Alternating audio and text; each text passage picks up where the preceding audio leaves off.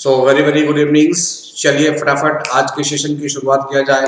फटाफट सभी लोग लाइव आ जाओ और आज बेहतरीन सेशन 1 सेकेंड शुरू कराऊंगी। आज थोड़ी सी लेट हो गई बट कल से मैं हमारा वादा है कि सेशंस को टाइम पे स्टार्ट करूंगा। Okay, so most important current affairs for all competitive examination 2021 में जितने भी एग्जामिनेशन होने वाले हैं, अगर बात करोगे झारखंड की तो झारखंड में काफी एग्जामिनेशन होने वाले हैं डियर्स। काफी वैकेंसी आने वाली है, बिहार में आने वाली है और इंडिया लेवल पे आने वाली है, क्योंकि 2020 में जो भी वैकेंसियां नहीं आई थी वो सारी वैकेंसियां 2021 में आएंगी डियर। तो आपको पहले से तैयार रहना है और आपको पता है कि करंट अफेयर्स कितने इंपॉर्टेंट टॉपिक्स होते हैं आपके कमिंग एग्जामिनेशनों के लिए या कॉम्पिटिटिव एग्जामिनेशनों के लिए। और without current affairs it is impossible to crack your competitive examinations. Okay, तो जस्ट आप मुझे टॉक कर सकते हो, अपने ग्रीवेंसेस को आस्क कर सकते हो, पूछ सकते हो। एमिनेंट एजुकेटर, जस्ट इसको आप सब्सक्राइब कर लो। टेलीग्राम ऐप्स पे भी हमारा ये, यूट्यूब पे यही हमारा चैनल है, just you have to subscribe.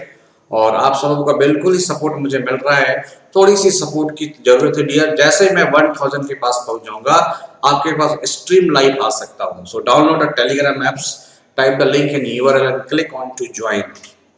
आप यूपीएससी के एग्जामिनेशन को करो, उसमें भी डियर करंट अफेयर्स एक महत्वपूर्ण रोल अदा करता है। इंडियन रेलवे के एग्जामिनेशनों को दे रहे हो, once again it is very very important for competitive examinations. आप आईपीएस बनना चाहते हो डियर, सबों का एक सपना होता है कि क्लास 1 ऑफिसर को ज्वाइन करें। इनके लिए भी हमारा सेशन काफी इंपॉर्टेंट है। और आप डिफेंस सेक्टर में जा सकते हो तो देखो, इंडियन नेवी में जा सकते हो आप, सीडीएस के माध्यम से, कमांड डिफेंस सर्विसेज के माध्यम से असिस्टेंट कमांडेंट बन सकते हो डियर। तो ये सारे एग्जामिनेशनों के लिए करंट अफेयर्स काफी महत्वपूर्ण होगा, इसलिए करंट अफेयर्स को मैं बिल्कुल ही इस रूप में लेके आया हूं ताकि आपका एग्जामिनेशन बिल्कुल ही करेक्ट हो जाए। तो आइए सेशन की शुरुआत किया जाए। फर्स्ट पेज में dear, phase 3 clinical trial of Covaxin. Covaxin की तीसरी क्लिनिकल ट्रायल हो रही है, developed by the ICMR and Bharat Biotech. ये आईसीएमआर का मतलब dear Indian Council of Medical Research. Okay, तो Indian Council of Medical Research और भारत बायोटेक्स के द्वारा ये तीसरी ट्रायल चल रही है। इसमें जो सक्सेस रिपोर्ट आई है वो अराउंड 81% सक्सेस रिपोर्ट आई है। तो हम लोग बात कर लेते हैं कि आईसीएमआर क्या है। ओके, आईसीएमआर तो आप देख सकते हो Indian Council of medical and research. अगर आप बात करोगे तो आईसीएमआर का ये क्या है, Indian councils of Medical Research. Okay, so Indian Council of Medical research, this is ICMR. Okay, अगर बात करोगे कि आईसीएमआर की हेडक्वार्टर किधर है डियर, इसकी हेडक्वार्टर किधर है तो Delhi. Delhi is the headquarter of ICMR. Okay,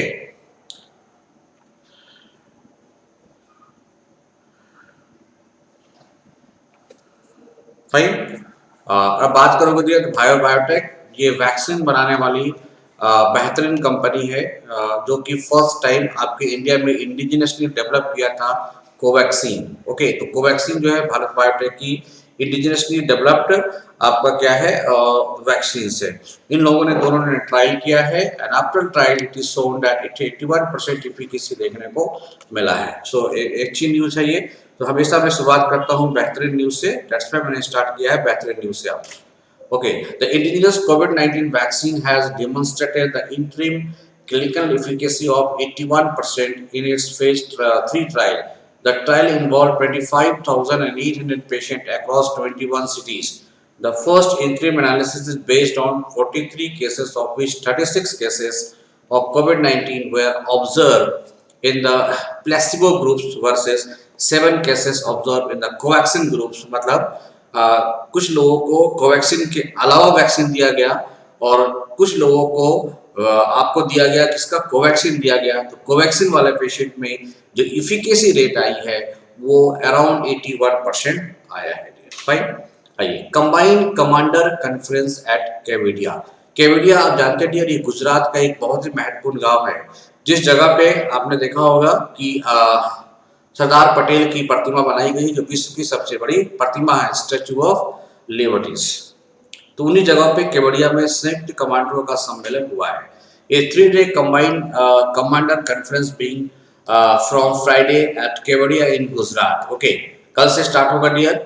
और ये सशस्त्र बलों ऑफ का एक रंगमंचीकरण रक्षा क्षेत्र में आत्मनिर्भर arm force self reliances in defence sector and evolving threats in the regions which will be focus area during the 3-day annual events. Okay तो इसमें आत्मनिर्भर भारत की ओर कदम उठाना है और डिफेंस सेक्टरों में आत्मनिर्भर करने के लिए एक कॉन्फ्रेंस की गई है dear. Okay PM addresses webinar on effective implementation of budget provisions regarding education sector. PM शिक्षा के क्षेत्र में से संबंधित जो बजट प्रावधानों को लाया गया है उनको पूरी तरह से प्रभावी करना चाहते हैं और इस एक वेबिनार के माध्यम से इन्होंने पूरे भारत या शिक्षा के क्षेत्र से जुड़े हुए सारे एजेंसियों को ये कह दिया है, क्योंकि इन्हें पता है कि एजुकेशन रिफॉर्मेशन ही भारत को विश्व की चुनौतियों के रूप में खड़ा करके ला सकता है। Okay the prime minister Narendra Modi addresses a webinar on effective implementation of budget provision regarding the education sector or addressing the webinar. Prime Minister pointed out that to build a self-reliant India, मतलब India को आत्मनिर्भर होना है, confidence of the youth और अपने युवाओं के अंदर कॉन्फिडेंस को जगाना of the country equally important. The confidence come only when the youth has complete faith in their education and knowledge. वो तभी कॉन्फिडेंस आएगा और वैश्विक कॉन्फिडेंस तभी आ पाएगा जब आपका यूथ के अंदर एजुकेशन और नॉलेज का एक कॉम्बिनेशन होगा, जिसके वजह से वो कॉन्फिडेंस गेन करेंगे और जिसके कारण जो नेसेसरी स्किल की जरूरत है वो यूथ में दिया जाए। और he said that the new education policies have been made with this thinking. He stressed the need to implement all the provision of the national education policies from pre-nursery to PhD quickly. और इन्होंने कहा है कि जल्द से जल्द new education policy जो कि कस्तूरी रंजन के सिफारिश पर बनाई गई थी डियर, और इसका जल्द से जल्द इम्प्लीमेंटेशन किया जाए और इससे संबंधित जो भी बजट है उन प्रोविजन को फटाफट इम्प्लीमेंट किया जाए, ये आपके नरेंद्र मोदी का कहना है। Bangladesh is central to India's neighbourhood first policy. Doctor Jaishankar S Jaishankar जो कि आपके विदेश मंत्री हैं, बांग्लादेश भारत की पड़ोस नीति का एक केंद्रीकरण है, मुझे काफी इंपॉर्टेंट भारत दे रहा है बांग्लादेश को। The External Affairs Minister Dr. S. Jaishankar has said that the Bangladesh is central to Indian neighborhood first policies. Addressing a joint media meeting in Dhaka on Thursday, along with the Bangladeshi counter, Dr.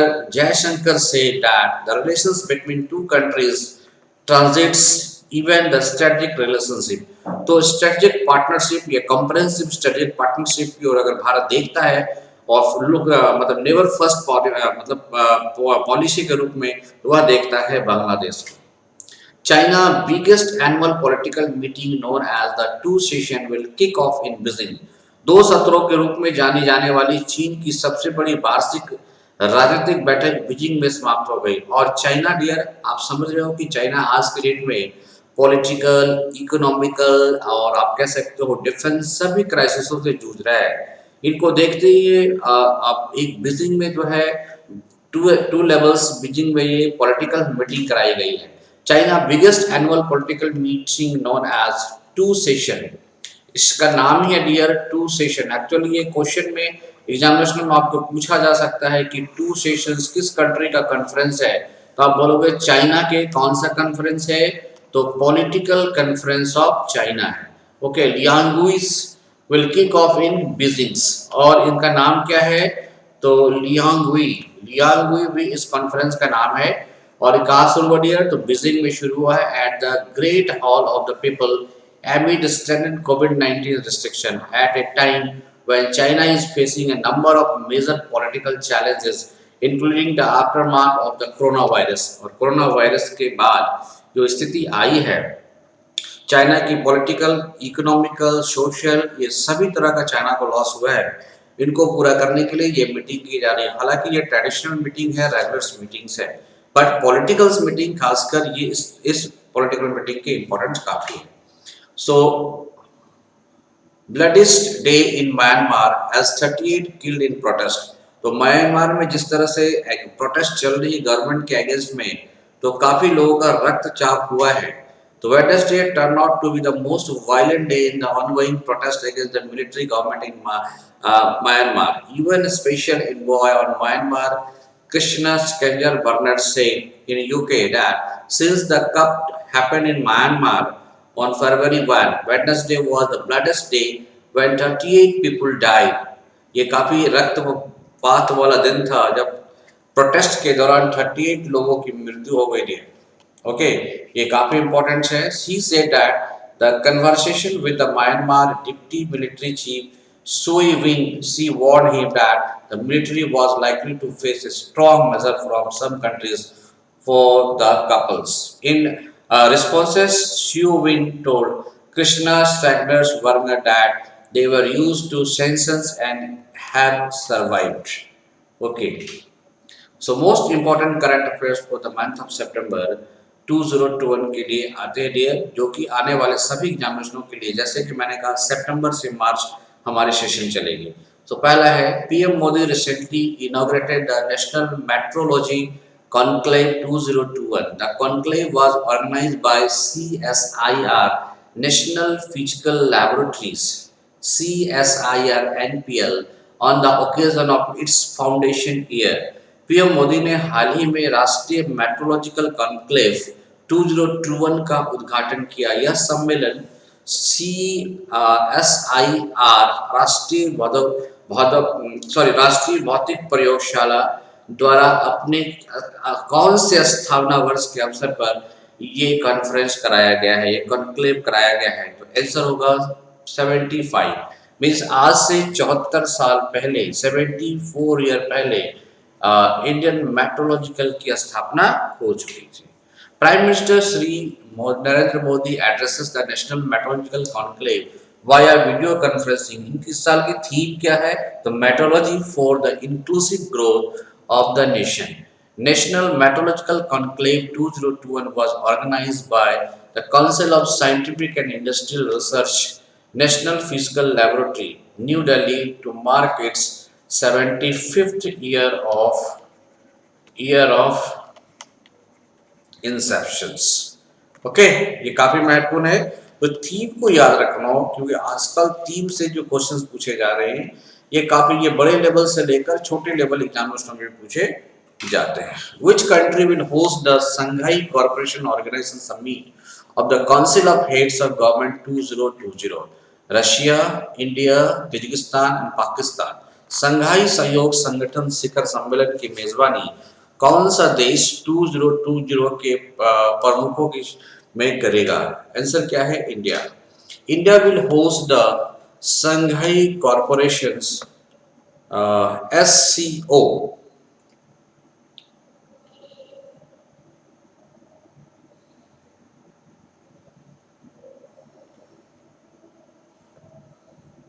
Shanghai corporation organisation summit. अब ये क्या है? ये 13 नवंबर को जो conference हुई है, ये कौन सी समिट थी है? तो आप याद रखोगे, it was the 19th summits. Okay, video conferences हुआ है और इंडिया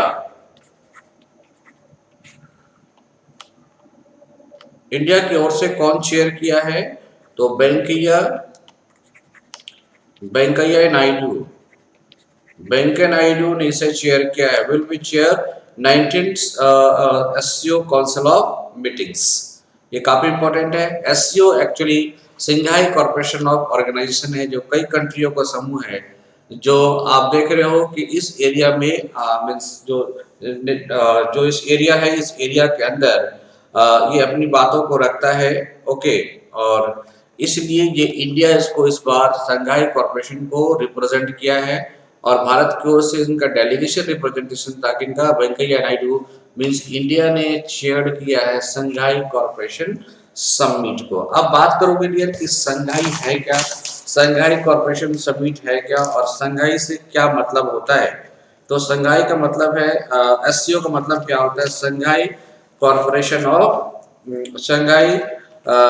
कॉर्पोरेशन ऑर्गेनाइजेशन, जिनमें कई कंट्रियों का एक साथ समावेशन होता है, जो आपसी विचारधाराओं को बढ़ाकर और देश के अंदर इन अमॉन्ग दिस कंट्री के अंदर जो है ये एक स्ट्रॉन्ग कॉम्प्रिहेंसिव पार्टनरशिप की ओर मूव करते हैं और चाहते हैं कि इन कंट्रियों के बीच में स्ट्रॉन्ग पार्टनरशिप का फॉर्मेशन हो, ताकि व्यापार में काफी ओके व्यापार में काफी जो है स्मूथनेस आ सके। ओके, चलिए नेक्स्ट क्वेश्चन को देखते हैं। India Navy is a bilateral maritime exercises of the Indian Navy with which country? Indira navy भारतीय नौसेना का द्विवार्षिक द्विपक्षीय समुद्री अभ्यास किस देश के साथ है? आंसर होगा रशिया। तो रशिया के साथ यह एक सम्मेलन किया गया है। द 11th एडिशन बात किया जाएगा तो ये कौन सा एडिशन है? तो 11th edition of the biennials okay bilateral maritime exercises Indira navy between Indian navy and Russia की नेवी के बीच में एक्सरसाइज हुआ है और ये हुआ है 4 to 5 सितंबर को। और किधर दिया? तो वे ऑफ बंगाल में। तो ये पहला एडिशन कौन सा है? तो पहला क्वेश्चन आ गया कौन सा एडिशन है? ये बायलैटरल एक्सरसाइज है, किन कंट्रियों के बीच में है? 2 नंबर क्वेश्चन। कब हुआ है? तो ये 3 नंबर क्वेश्चन। और चौथा number question bay of Bengal में हुआ है और ये नेवी की या सोल्जर का या सैनिक का या हमारे सेना का कौन सा ग्रुप का है? तो ये इंडियन नेवी का एक्सरसाइजेस है। इतने क्वेश्चंस आने की पॉसिबिलिटीज है। SIDBI has tie up with which state to set up project management unit to boost MSME ecosystem in the states. ये एमएसएमई क्या है? माइक्रो स्मॉल मीडियम एंटरप्राइजेस को बूस्ट करने के लिए सिडबी सिडबी का मतलब Small Industrial Development Bank of India ने किस स्टेट के साथ टाई अप किया है? आंध्र प्रदेश, महाराष्ट्र, गुजरात एंड कर्नाटक। आंसर होगा महाराष्ट्र। तो महाराष्ट्र के साथ सिडबी ने एसोसिएट किया है माइक्रो स्मॉल मीडियम एंटरप्राइजेज यानी small micro small medium enterprises के डेवलपमेंट के लिए। Okay, name the Indian GM who has won the annual World Open Online Chess Tournament title for 2020 means grand master कौन है chess के?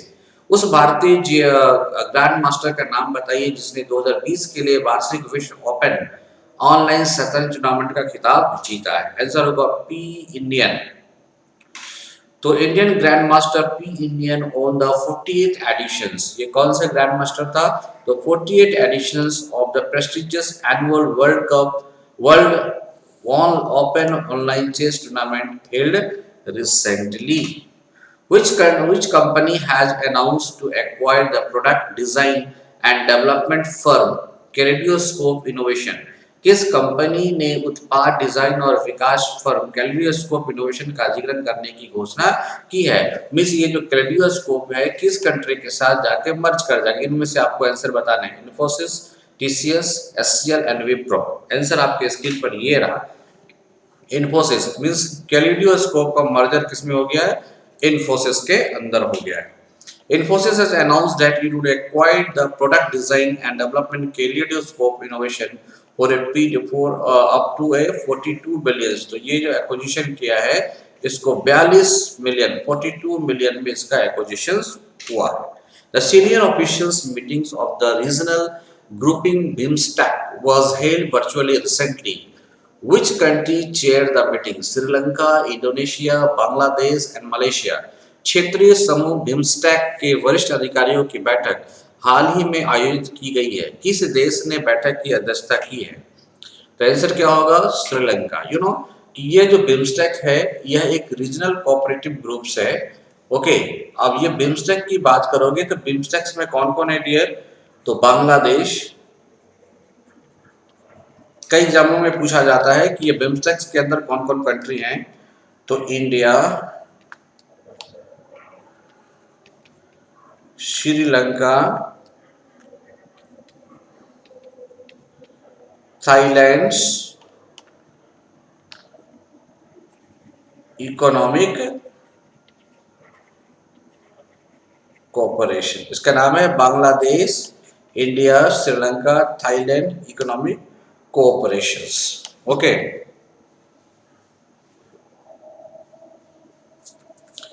और अगर आप बात करोगे इस बिम्स्टेक में इनिशियल ये कंट्री थे और बाद में इनके साथ कौन मिल गए हैं, तो इनके साथ नेपाल भी मिल चुके हैं। ओके, बाद में इनके साथ कौन मिल चुके हैं, नेपाल एंड भूटान। उसके बाद नेपाल एंड भूटान, ये बिम्स्टेक्स में नेपाल और भूटान भी मिल चुके हैं डियर। ओके,